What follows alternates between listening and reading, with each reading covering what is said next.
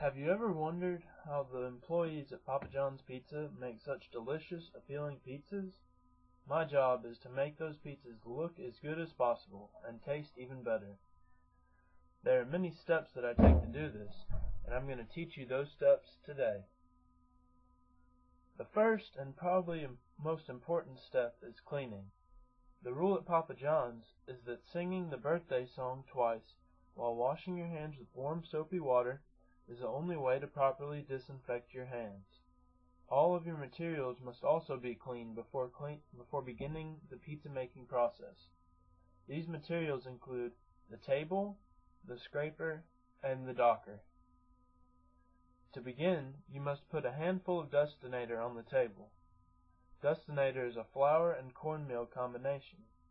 To remove your dough patty from its tray, just lift one edge of it slightly.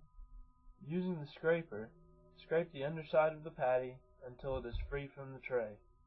Put it on the table and cover it with dustinator. Place your fingers on the top of the dough patty and press down about half an inch away from the edge of the dough. Do not press hard enough to poke a hole in the dough.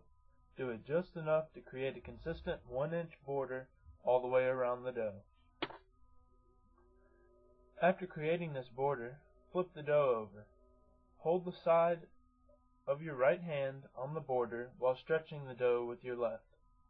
Make sure that the dough has the same thickness from the edges to the middle. Once you have done this, the border should reduce to 1/4 of an inch. Take the docker, a one-handed roller with spikes, and roll it over the pizza skin until you are sure that there will be no air bubbles on the finished product. The most impressive looking part of the process is slapping the dough. Taking the dough in your right hand, slap it into your left hand. As you do this, the dough skin should turn towards you 1/4 turn. Repeat this process until it is at least 14 inches in diameter.